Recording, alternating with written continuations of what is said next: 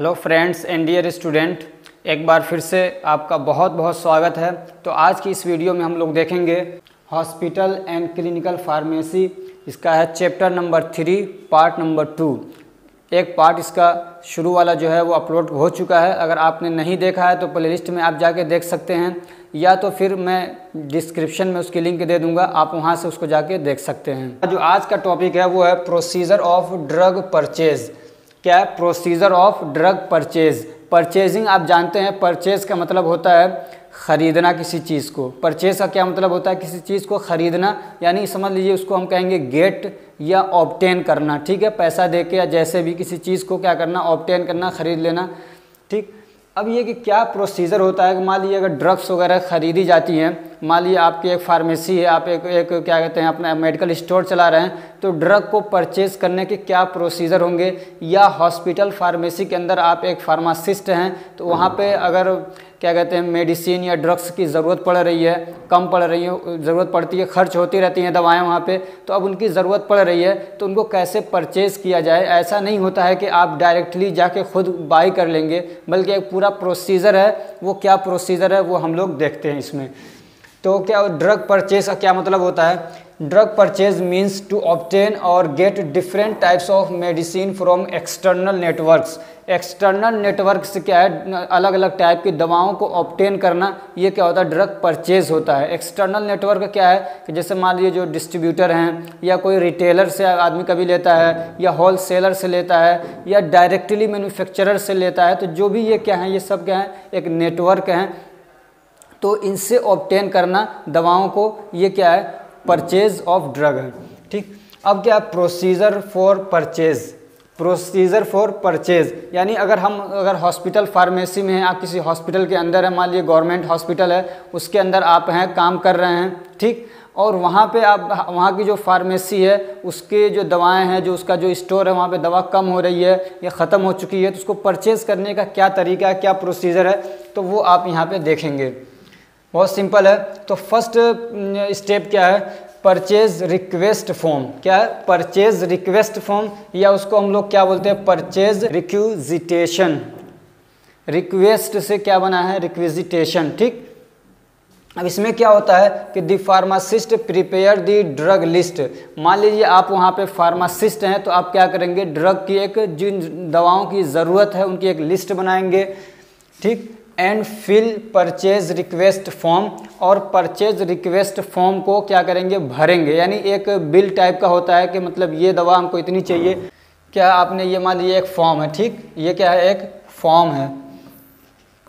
अब इसमें क्या है? क्वांटिटी कितनी है ड्रग का, मान लीजिए नेम आ गया उसमें, फिर उसकी क्वालिटी कितनी चाहिए, उसका स्ट्रेंथ कितना चाहिए, तो ये सारी चीज़ें आप उसमें यहाँ पे नंबर आ गए, 1 2 3 4 5 दवाएं। अब यहाँ पे आपने क्या किया? नाम लिख दिया। मान लीजिए डायजेपाम चाहिए आपको, ऐसे क्लोराजेपाम चाहिए, मान लीजिए डाइक्लोफेनाक चाहिए, आपने डाइक्लोफेनाक लिख दिया। कितनी क्वांटिटी में चाहिए, उसकी क्वालिटी कितनी होनी चाहिए, कितना स्ट्रेंथ होना चाहिए, तो ये सारी चीज़ें आप उस फॉर्म में भरते हैं। ये किसका काम है? एक फार्मासिस्ट का। ठीक, ये क्या करेगा? एक फॉर्म में जो उसकी ज़रूरत है, जो अभी मेडिकल स्टोर में जिसकी ज़रूरत है, वो क्या करता है? वो फॉर्म में भरता है। ठीक, वही है कि फिल परचेज रिक्वेस्ट फॉर्म, उसने फॉर्म भर दिया। अब दूसरे स्टेप पे क्या काम करना है? This form provides information. अब वो जो फॉर्म है, उस फॉर्म में कुछ इंफॉर्मेशन प्रोवाइड किया जाता है, जैसे कि ड्रग्स कौन सी ड्रग्स की आपको ज़रूरत है। ठीक है, और कितनी क्वांटिटी में चाहिए, और उनकी क्वालिटी क्या होना चाहिए, उनका स्ट्रेंथ क्या होना चाहिए, सारी चीज़ें आप उसमें क्या करते हैं? फॉर्म में भरते हैं। उसके बाद this form will be send to administration for approval. अब मान लीजिए उस हॉस्पिटल का जो एडमिनिस्ट्रेशन है, जो पूरे हॉस्पिटल को चला रहे हैं, जो जिम्मेदार लोग हैं, उनके पास फिर वो फॉर्म आप भेजते हैं अप्रूवल के लिए, मंजूरी के लिए। ठीक है, after approval it will be send to purchasing officer. यहाँ पे बी लगा लेंगे तो ज़्यादा अच्छा रहेगा। उसके बाद वो जो फॉर्म है, अगर अप्रूवल मिल गया उसको, तो एक होते हैं परचेजिंग ऑफिसर, यानी उनका काम ही ये होता है कि जो चीज़ों को खरीदेंगे। ठीक है, तो हॉस्पिटल के अंदर एक होता है परचेजिंग ऑफिसर, तो उनके पास उसको भेज दिया जाएगा। अब दूसरे नंबर पे वहाँ पे भेज दिया गया उनके पास, तो क्या है? Now the purchasing officer send this form to different suppliers and ask their quotations. अब जो परचेजिंग ऑफिसर हैं वो क्या करते हैं? उस फॉर्म को अलग अलग जो सप्लायर हैं, यानी जो दवाओं को पहुंचाते हैं, जो दवा बेचने वाले हैं, डिस्ट्रीब्यूटर्स हैं, होलसेलर हैं, उनको क्या करते हैं वो फॉर्म भेजते हैं और ये कहते हैं कि अपना कोटेशन दीजिए, यानी ये दवा है और इसकी हमको इतनी क्वांटिटी चाहिए और इस स्ट्रेंथ की यानी ये क्वालिटी हमको चाहिए। अब आप बताइए कि आपके यहाँ ये दवाएं हैं कि नहीं है, कौन कौन सी दवा है और किस रेट में किस क्वालिटी के साथ आप हमको प्रोवाइड कर पाएंगे। तो मान लीजिए 10 लोग बेच रहे हैं और उन्होंने अपना अपना क्या है कोटेशन भेजा। कोटेशन का मतलब ये है कि जो इन्होंने दवा का एक लिस्ट भेजी है उसके रिगार्डिंग वो उसकी क्या प्राइस तय करके भेजते हैं और कितनी क्वांटिटी और कितनी क्वालिटी वो प्रोवाइड कर सकते हैं, ये क्या है कोटेशन। ठीक है, कोटेशन समझ में आ गया होगा। बहुत कन्फ्यूज़न होता है कि ये कोटेशन क्या है। तो मान लीजिए मुझे दवा चाहिए और आप दवा बेच रहे हैं, तो मैंने आपसे पूछा कि मुझे ये 10 दवाएं चाहिए, आप मुझे किस प्राइस में देंगे और उनकी क्वालिटी वगैरह क्या होगी, कितने दिनों में आप मुझे पहुंचा देंगे, ये सारी चीज़ें क्या आ जाएंगी कोटेशन के अंदर आ जाएंगी। ठीक, तो वो क्या करते हैं अलग अलग सप्लायर को कोटेशन के लिए भेज देते हैं। फिर अब उनके जब पास जाता है तो फिर वो लोग अपना कोटेशन भेजते हैं कि मतलब ये दवा मैं कितने में प्रोवाइड कर सकता हूँ कुछ क्वालिटी वगैरह के साथ में। ठीक है, तो the purchasing officer check all the quotation. फिर जब वो उनके पास उनके कोटेशंस आ जाते हैं तो जो परचेजिंग ऑफिसर है वो सारे कोटेशन को चेक करते हैं एंड सेलेक्ट सप्लायर्स, और फिर अब उसमें से सेलेक्ट करते हैं कि कहाँ पे हमको दवा सस्ती मिल रही है, इफेक्टिव और अच्छी दवा क्वालिटी अच्छी कहाँ पे हमको मिल रही है।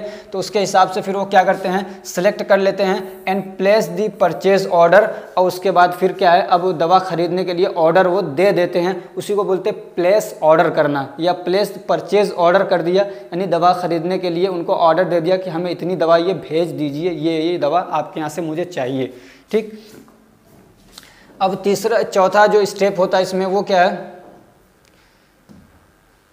चौथा स्टेप है रिसिप्ट ऑफ गुड प्रोडक्ट्स। अब इसमें क्या है कि जब वो गुड्स, यहाँ पे एक चीज़ करिए, रिसिप्ट ऑफ गुड्स कर लीजिए या तो प्रोडक्ट्स कर लीजिए, कोई एक कर लीजिए। ठीक है, गुड्स का मतलब भी क्या होता है सामान होता है, प्रोडक्ट्स होता है। ठीक, तो अब ये क्या है वो उन्होंने अब दवाएं भेज दी तो अब रिसीव करेंगे ना, तो रिसीव से ही बना रिसिप्ट ऑफ गुड प्रोडक्ट। ठीक, तो ये कह रहे हैं कि when the ordered products deliver to the purchasing department.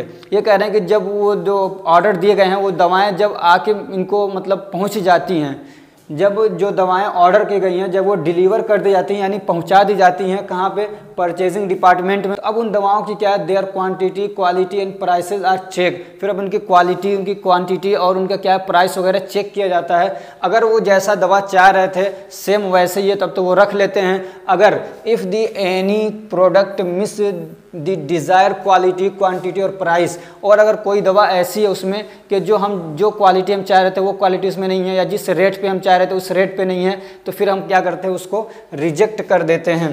They should return the supplier, तो फिर उन दवाओं को क्या करते हैं वो वापस भेज देते हैं कि ये दवा हमको नहीं चाहिए, इतनी इतनी हमने ले ली है। ठीक, उसके बाद क्या होता है जितनी दवा ले ली after this satisfactory completion of all this process, ये जितने प्रोसेस है जब ये सब कंप्लीट हो जाते हैं तब उसके बाद क्या होता है पेमेंट होता है। दी purchasing officer pay the amount to the suppliers, तो फिर क्या करते हैं जो परचेजिंग ऑफिसर हैं वो सप्लायर्स को क्या करते हैं वो पेमेंट दे देते हैं, उनका पेमेंट कर देते हैं।